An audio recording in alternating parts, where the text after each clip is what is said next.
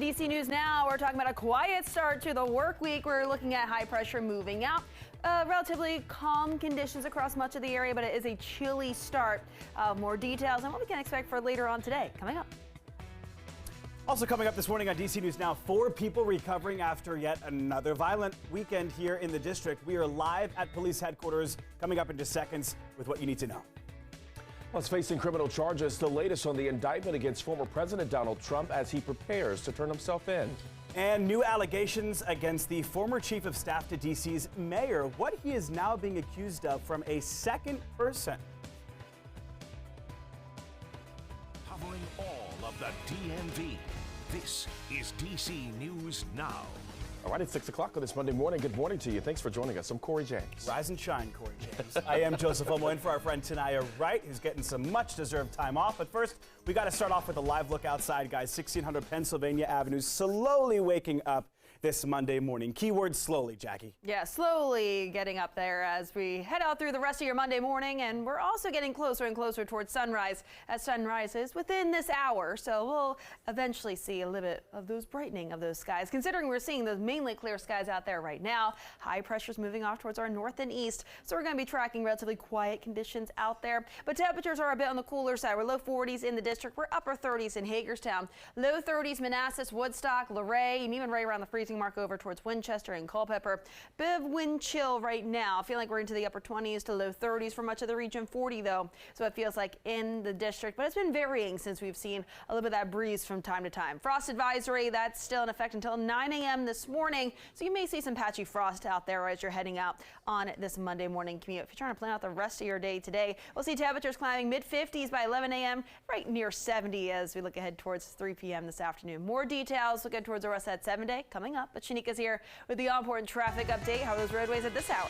All right, let's take a close look at the roadways out there. We're looking at 395 heading northbound over the 14th Street Bridge. Things are looking good. Let's check out Maryland and D.C. What's going on there? So we're looking at the Capitol Beltway right near 214 Central Avenue. It's starting to get a little busy, so do watch for inner and outer loop delays. I'm starting to see some brake lights there, so I'll keep an eye on that. And in D.C., this is D.C. 295 heading southbound past Kenilworth and Eastern Avenue. Just watch for some delays. I am seeing that on the maps, and let me show you the maps really quick. Top side, lower side, you're still looking really good, but if you're looking closely, you're seeing some red there heading south, again, on DC 295. All right, Shanika, thank you. In your Know and Go headlines this morning, police are investigating after 4 people were shot in Southeast D.C. yesterday afternoon. Now, this happened around 3:45.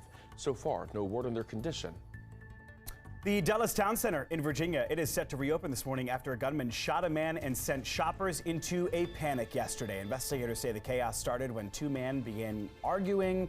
The victim was found with serious injuries and was taken to the hospital. Police say they found the shooter just steps away in the food court. He is in custody. We're learning more about the indictment against former President Donald Trump. The Associated Press reporting the indictment includes at least 1 felony charge. Meantime, Trump is expected to surrender to authorities tomorrow. His arraignment is expected to happen in the afternoon as well. Next up, a second woman has now come forward with allegations that she was sexually harassed by this man, John Falchicchio. He served as deputy mayor and the chief of staff to D.C. Mayor Muriel Bowser. The woman says she plans to work with investigators from the city who are looking into the matter right now. Time right now is 6:03 on this Monday morning. Police are investigating a double shooting in Northeast involving 2 kids over the weekend. Now, it happened on 20th Street Saturday night. Detectives say a girl and a boy were both shot. They were taken to a nearby hospital. Right now, no word on their conditions. Police say they do not have a suspect at this time. And a shooting in Southeast D.C. sent 4 people to the hospital yesterday afternoon. DC News Now's Lex Warris is live at police headquarters. And Lex, where have police gotten with this investigation? Right, well, we are still waiting to hear from police about the status of those victims. Still in the early stages of the investigation this morning, but police do have a possible suspect vehicle that they are looking for. Well, the shooting happened in DC's Ward 8 in the 2900 block of Martin Luther King Jr. Avenue. Police are looking for a black car. They believe it's an Infiniti, and according to police, that black car had an AR-15 sticking out of the window during the shooting. 4 people were hit with bullets before that car was seen driving away. Now, police say that that car was last seen headed towards South Capitol Street. That was the last time that anyone saw it. They are asking anyone with any information to reach out to them, and we are waiting to hear back from them to learn more about those victims. For now, live in Washington, I'm Lex Juarez, DC News Now.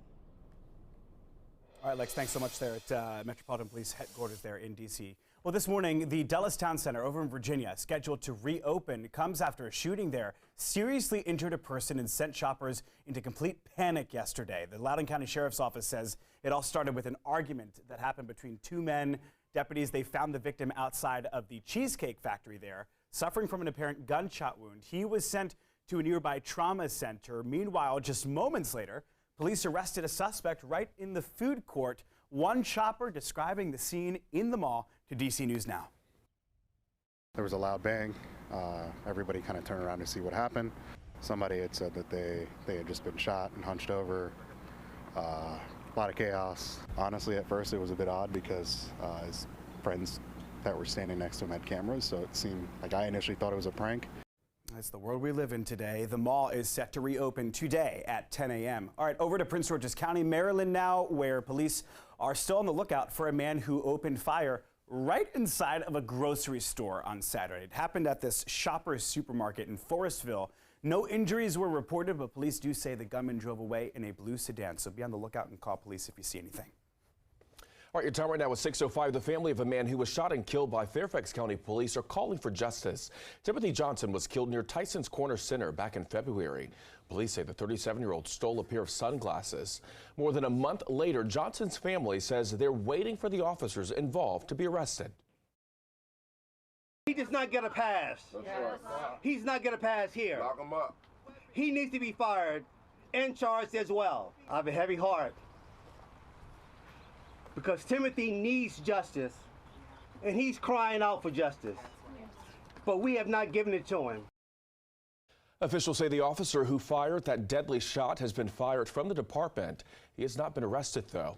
According to the department, the other officer who fired his gun remains on restrictive duty as the investigation continues. All right, your time now 6:06 this Monday morning. It has been 4 days, and the search still continues for the suspect who shot a gun inside of a metro station last week. Thankfully, nobody was hurt, but the gunfire did leave a bullet hole in a train. Take a look. Our cameras were rolling as police were investigating. The gunfire erupted at the Potomac Avenue metro station. This was at around 8 p.m. on Thursday.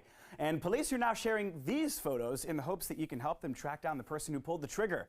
Take a look specifically at the shoes, the Air Jordans that he was wearing. If you spot this person, you are urged to steer clear, guys, as they are considered armed and dangerous. Meanwhile, crime on the DMV's largest transit system has been a top concern for riders after several high-profile assaults and shootings on buses, trains, and at the stations themselves over the course of last year and this year. Specifically this year, robberies, vandalism, disorderly conduct, they are all up over last year.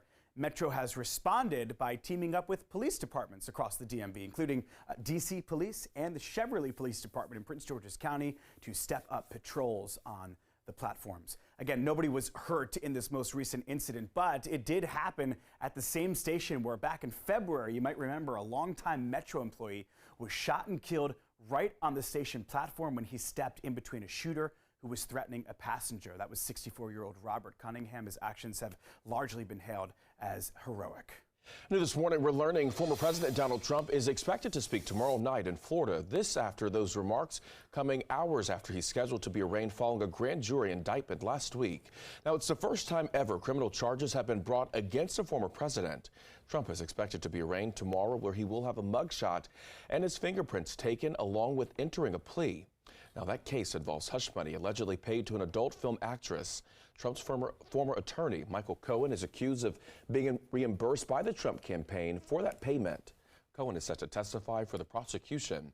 He was previously convicted to lying to Congress. However, he says his testimony is reliable. Yes, I lied to Congress at the direction of, in coordination with, and for the benefit of Donald J. Trump. And if there's anyone out there that thinks that that lie is going to prevent me from being the credible witness that I am, based on the documentation, the testimony, the emails, the recording, it's not going to happen. Right now, it isn't clear what charges Trump could face. The Associated Press reporting that there is at least one felony charge. Meantime, reactions about the indictment are pouring in from across the political spectrum. This includes DMV leaders. Virginia Governor Glenn Youngkin speaking out on Twitter condemning the indictment, writing in part, quote, "This is the left's continued attempts to weaponize our judicial system." Now, Youngkin did not back down when he spoke with us, arguing that the issue regarding alleged hush money payments has already been dealt with in the federal court system. This issue with the former president has already been dealt with at the federal level, and so here we are again at a local level. What I do know is that when there has been an issue that has been dealt with, and then it continues to be dealt with again and again and again, I think it erodes people's faith in the judicial system. And over in Maryland, Governor Wes Moore's staff told DC News Now in a statement, quote, "No one is above the rule of law," and that the governor is confident that the judicial system will ensure a fair process in this matter. And multiple other investigations into the former president are also moving forward. This includes one in Atlanta and another right here in D.C. All right, over to the district now, where a second woman has come forward with allegations that she was sexually harassed by John Falcicchio, who up until about 2 weeks ago was the chief of staff to D.C. Mayor Muriel Bowser. He was also deputy mayor for planning and economic development. So the two women claim Falcicchio's behavior was predatory and reflects a long-standing pattern of sexual harassment in that office. Lawyers said the woman who came forward on Friday, she is seeking justice, not just for herself, but other survivors as well. She plans to work with investigators from the city who are looking into this matter.